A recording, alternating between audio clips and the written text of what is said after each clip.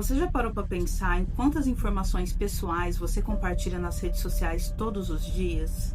O check-in em uma academia, em um restaurante, os stories no caminho você indo para o trabalho. Para nós isso pode parecer algo totalmente inocente, mas para um predador isso é como se ele montasse um quebra-cabeça da sua rotina. Existem stalkers que estão o tempo todo nos observando. E esse caso que eu vou contar hoje mostra como estamos vulneráveis nas redes sociais. Em uma era onde toda a nossa vida acaba sendo documentada online, nós estamos vulneráveis a esses predadores.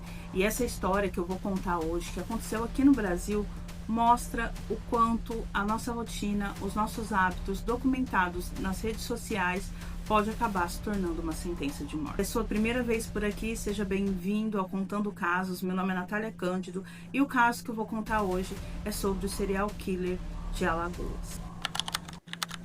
Na noite do dia 26 de agosto de 2024, em Maceió, Alagoas, Ana Beatriz Santos Tavares, uma adolescente de apenas 13 anos, havia saído de uma arena esportiva no bairro Vergel do Lago, acompanhada da irmã mais nova e de duas amigas. Era uma noite comum, dessas que qualquer jovem tem o direito de viver, amigos, diversão e a sensação de segurança que vem da proximidade de casa. Às 11h30, quando caminhavam tranquilamente pelas ruas do bairro, uma figura vestida completamente de preto emergiu então das sombras. Sem dizer uma palavra, sem dar tempo para qualquer reação, o homem sacou uma pistola e disparou um tiro certeiro. Em questão de segundos, Ana Beatriz estava morta e o assassino havia desaparecido na escuridão. Assim como ele apareceu, ele sumiu, deixando para trás uma cena de horror e 3 jovens traumatizadas para sempre. Para a família Santos Tavares, aquela foi a noite em que suas vidas se despedaçaram. Para os investigadores da Polícia Civil de Alagoas, era apenas mais um caso de violência urbana, em uma cidade já acostumada com estatísticas brutais. Mas o que ninguém imaginava é que aquele crime aparentemente aleatório estava prestes a desvendar um dos casos mais aterrorizantes da história criminal brasileira. O caso provaria como um homem transformou as redes sociais em sua ferramenta de caça, stalkeando vítimas por meses antes de atacar. Um predador que operou livremente por 5 anos, tirando então cerca de 18 vidas. Isso o que foi confirmado até agora, e traumatizando uma cidade inteira. O assassinato de Ana Beatriz Santos Tavares não foi planejado como os outros. Diferente das vítimas anteriores, a menina não havia sido stalkeada por meses através das redes sociais. Então ela acabava não se encaixando nesse perfil específico que o assassino buscava. Era simplesmente uma vítima de oportunidade e foi exatamente essa diferença que selou o destino então do predador. Nos dias seguintes ao crime, as câmeras de segurança da região foram vasculhadas minuciosamente pelos investigadores. Lá estava ele, uma figura sinistra, vestida totalmente de preto, usando um boné para ocultar o rosto e movendo-se com a confiança de quem conhecia cada esquina daquelas ruas. Ele não era alguém desconhecido da vizinhança. O que os investigadores não sabiam ainda é que aquela mesma silhueta havia aparecido em outras gravações, em outros crimes, que até então pareciam desconectados. Após a morte de Ana Beatriz, o delegado Pablo Barreto, que era responsável pela investigação, percebeu que algo havia passado despercebido em casos anteriores. Havia um padrão geográfico específico. Os crimes recentes estavam acontecendo em um raio de apenas 800 metros, concentrados na região da parte baixa de Maceió, como se o assassino estivesse operando bem debaixo do nariz da polícia, caçando em seu próprio território de caça. A análise das imagens revelou então ainda mais detalhes perturbadores.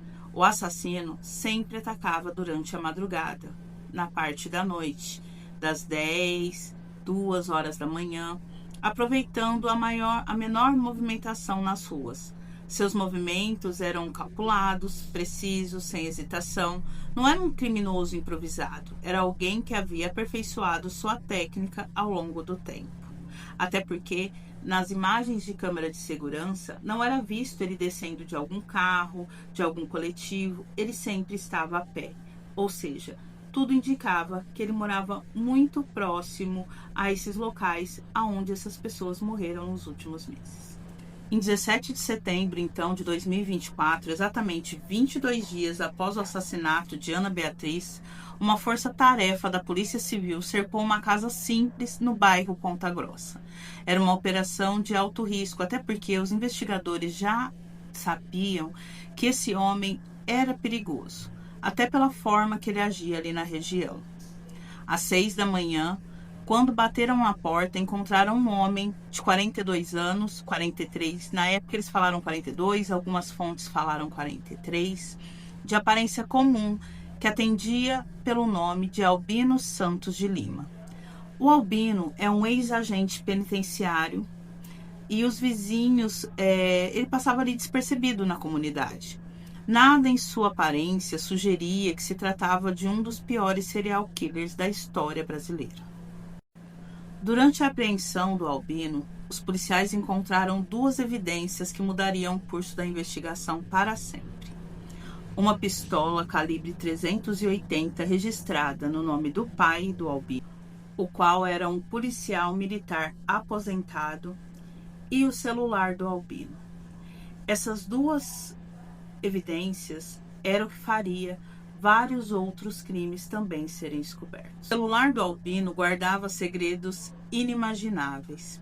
Albino foi preso em flagrante por porte ilegal de arma de fogo, mas os investigadores suspeitavam que tinha capturado algo muito maior. O primeiro exame balístico confirmou as suspeitas mais sombrias. O projétil que matou Ana Beatriz havia sido disparado exatamente pela mesma pistola encontrada na casa de Albino. Mas essa era apenas a ponta do iceberg de um horror que estava prestes a se revelar. O que os investigadores encontraram no celular de Albino Santos de Lima foi além de qualquer pesadelo que pudessem pensar ali naquele momento. Organizadas metodicamente em pastas, haviam fotografias de mulheres jovens, fotos que claramente haviam sido capturadas nas redes sociais dessas pessoas.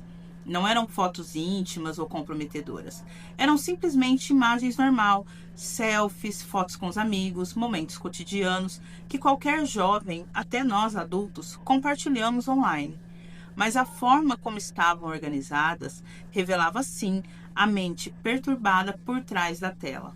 Cada pasta tinha o nome completo da vítima, sua idade e ao lado uma data específica. As datas que, quando cruzadas com os registros policiais, correspondiam exatamente aos dias em que essas mulheres haviam sido assassinadas. Era como um arquivo pessoal de conquistas sangrentas, uma coleção macabra de Albino que mantinha ali como troféus. O perito criminal Gustavo Henrique, que foi responsável pela análise do material, disse que toda a análise que ele fez foi totalmente perturbadora. No histórico de navegação, eles encontraram então evidências de que o Albino estava stalkeando essas pessoas pelo Instagram, principalmente Facebook e também outras redes sociais. Ele não simplesmente entrava nas redes sociais dessas pessoas e olhava ali as fotos. Ele marcava os horários, os locais que essas pessoas iam. Ele sabia mais ou menos os hábitos dessas pessoas. Ele fez praticamente um dossiê de suas vítimas. Uma de suas vítimas, Micaele Leite da Silva, que foi assassinada em outubro de 2023, havia sido monitorada por Albino desde julho do mesmo ano. Através de suas postagens, ele mapeou sua rotina, saída da faculdade, que era sempre às 10h30, pegava o mesmo ônibus, descia no mesmo ponto próximo de casa. Já Luíse Gibson Vieira de Melo, a jovem trans de 18 anos morta em dezembro, estava sendo observada desde setembro, 3 meses de stalking digital antes do ataque fatal. O mais chocante ainda estava por vir quando os investigadores descobriram então que Albino mantinha uma lista com o nome de possíveis alvos futuros, todos seguindo mais ou menos o mesmo padrão. Mas vendo as fotos das vítimas anteriores, nós vemos que ele não tinha um padrão muito assim específico. Isso na época eles achavam que tinha, mas umas tinham o cabelo liso, elas eram a maioria pardas, algumas do cabelo cacheado. A maioria das vítimas foram mulheres, mas ele também tirou vida de alguns homens. Normalmente as vítimas tinham ali entre 13 e 25 anos. Foi feito também uma análise dos metadados das fotos, e essa análise revelou outro aspecto aterrorizante. Albino não apenas observava de longe, ele havia estado fisicamente próximo de algumas vítimas antes dos ataques. Investigadores descobriram que ele frequentava os mesmos lugares que suas futuras vítimas, como um fantasma, observando no anonimato, no meio da multidão, meio como que se estivesse se camuflando para que então depois pudesse atacar. Isso demonstra o quanto ele era um predador e ele estava caçando, porque ele se camuflava ali entre as pessoas, e o fato de ser a maioria das vítimas dentro de uma região ali de 800 metros da casa dele mostra o quanto ele era perigoso. Cada ranhura, cada marca de percussão, cada característica microscópica do cano eram idênticas nos projéteis que ceifaram a vida de Ana Beatriz, Micaele, Luíse e tantas outras. Durante as investigações e análises no celular, os investigadores descobriram que a obsessão do Albino não acabava ali depois que ele tirava a vida das suas vítimas. Várias fotos foram encontradas no aparelho, com o Albino tirando foto ao lado da lápide de algumas pessoas que ele tinha tirado a vida. Nem todas as vítimas do Albino morreram. Alain, de 20 anos na época, foi atingido por 4 disparos feitos pelo Albino. Ele chegou a ficar internado 30 dias em coma, mas graças a Deus sobreviveu. Após cerca de 2 meses lutando pela vida, o Alain conseguiu então acabar ajudando a polícia, traçando então o perfil do Albino, como ele se aproximava, a forma que ele agia, porque ele tinha sido então o único sobrevivente encontrado desses ataques que o Albino cometia. Quando o Albino foi confrontado com as evidências irrefutáveis encontradas em sua casa, o Albino adotou uma estratégia que revelava um tanto da sua covardia quanto a sua perturbação. Começou a confessar os crimes, porém tentando justificá-los com alegações cada vez mais bizarras e delirantes. Em seus primeiros depoimentos, o Albino confessou ter cometido 8 homicídios, mas à medida que a investigação avançava e novas evidências surgiam, esse número foi crescendo de forma assustadora. 10 vítimas rapidamente se tornaram 18, colocando então definitivamente entre os 5 maiores serial killers da história do Brasil. A sua primeira tentativa de justificativa foi tentar se passar como um justiceiro. Ele alegou que queria ser uma espécie de Charles Bronson brasileiro, um vingador que faria um bem para a sociedade, eliminando supostos criminosos. Vou deixar aqui agora para vocês um trecho do momento em que ele fala isso na delegacia, no seu segundo depoimento. O senhor teve envolvimento no homicídio dessa pessoa? Sim, eu tive. Qual o motivo o senhor matou essa pessoa? Ela também de facção, todos são traficantes, todos são de facções. Eu comecei a ter conhecimento dele através do Instagram. Eu comecei a fazer investigação por conta própria. O senhor já tinha alguns alvos planejados para matar? Futuramente eu iria começar a fazer outros planejamentos e outras execuções. Depois o Albino fez uma alegação ainda mais bizarra. Ele disse que tinha cometido alguns assassinatos sobre ordem divina. Em depoimento sobre o assassinato da Luíse, ele afirmou estar possuído durante o crime e recebendo orientações então do arcanjo Miguel. Ele disse, abre aspas, não era eu quem estava no controle, era uma força superior que me comandava, fecha aspas. Isso ele alegou com total frieza. Os promotores do Ministério Público reagiram com indignação a essas alegações e Antônio Vilas Boas, responsável por um dos processos, foi direto. Abre aspas. De doido, ele não tem nada. A verdade é que Albino é um psicopata desprovido de quaisquer valores morais. Fecha aspas.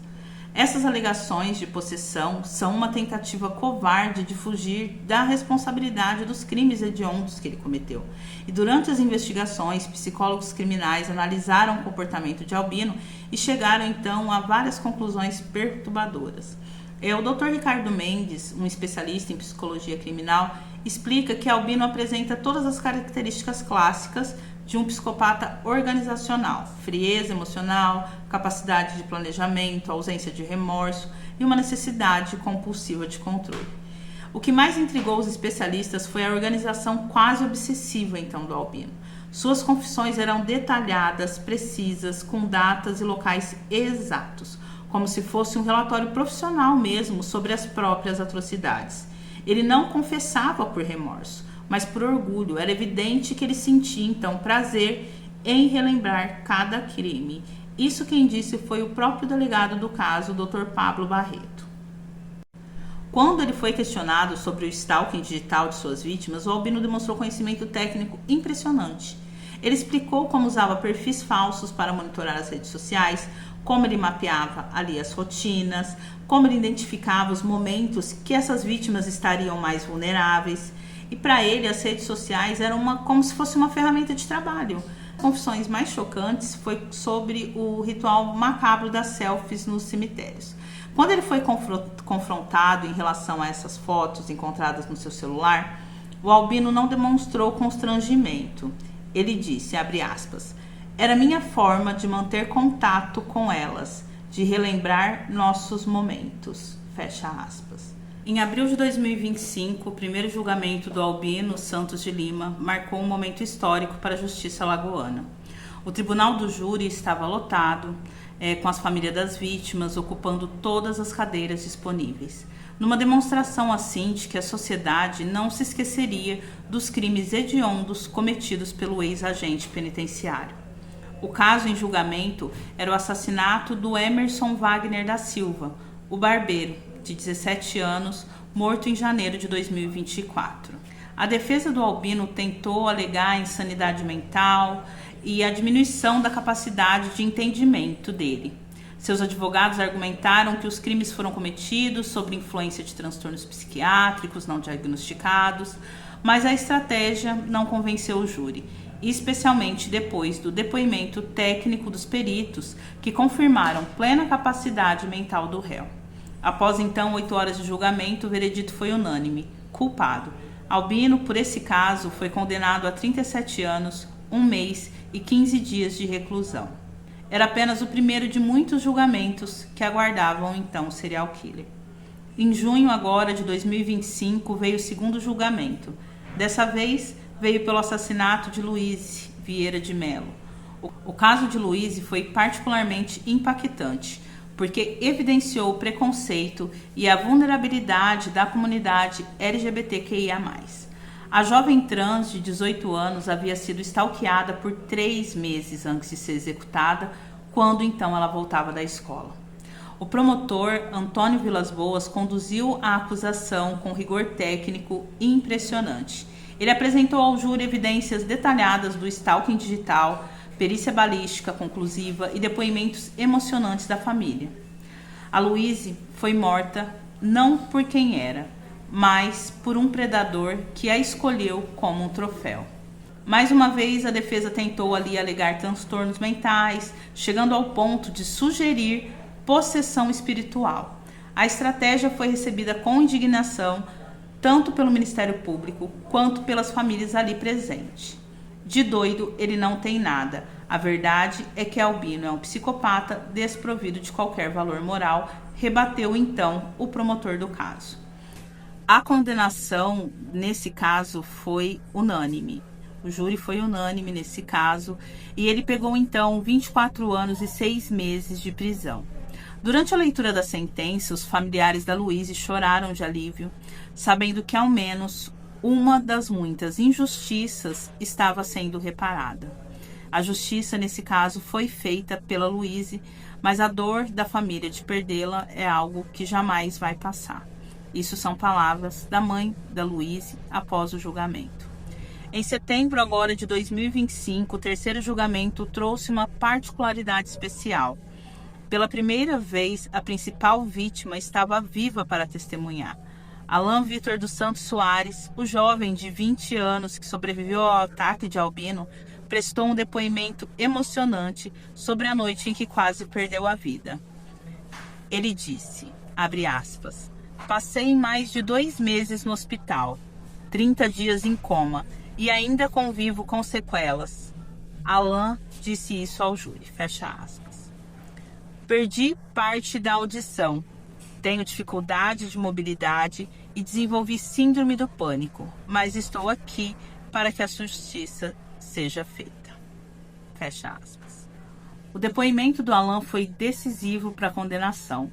Ele conseguiu identificar o Albino com precisão, descrever os momentos do ataque e confirmar também detalhes técnicos sobre os disparos. A prova pericial complementou então seu testemunho, confirmando que os 4 projéteis retirados do seu corpo vieram da pistola 380 do Albino.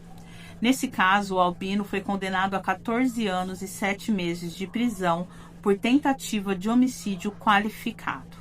Com essa terceira condenação, ele já acumula mais de 75 anos de pena, considerando que ainda há pelo menos 15 processos aguardando julgamento. Albino jamais sairá da prisão, calculou o promotor responsável.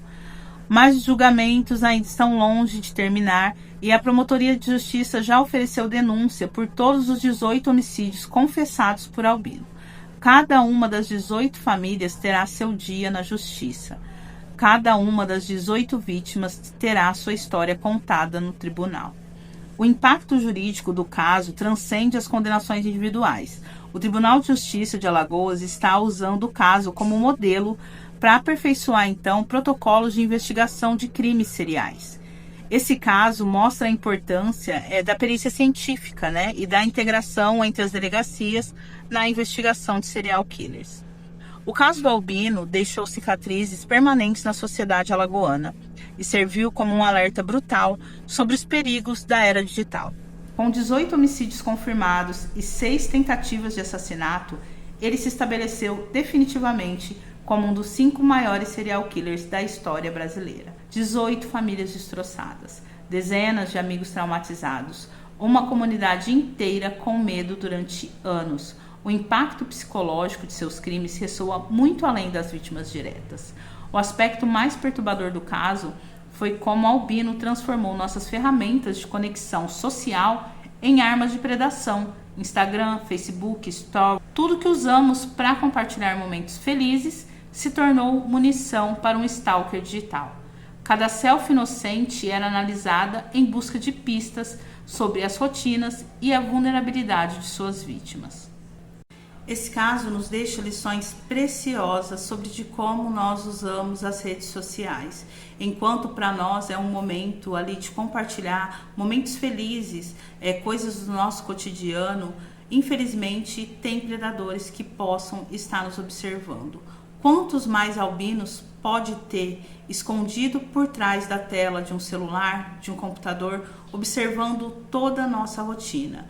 Esse vídeo, além de falar da memória também das vítimas, que a justiça seja feita, até porque ainda vai acontecer 15 julgamentos, com certeza o Albino não vai sair da prisão, assim espero, que as leis funcionem, que ele fique preso para sempre, porque ele realmente não pode viver em sociedade. Porém, temos sempre que estar atentos. Por mais que ele esteja preso, ainda pode existir várias pessoas que por trás da tela de um celular ou de um computador está nos observando. Se você gostou desse vídeo, já curte, comenta, compartilha. Se você não me segue aqui, já começa a me seguir também, já ativa as notificações para que a cada vídeo novo você possa estar assistindo. Deixa um comentário, nem que seja um emoji, para que esse vídeo chegue a mais pessoas. As famílias das vítimas, eu deixo aqui as minhas condolências e torço para que a justiça seja feita. Por mais que isso não vá reparar a dor que essas famílias vão sentir para o resto das suas vidas. No mais, fiquem com Deus, um beijo e um abraço. E até o próximo vídeo.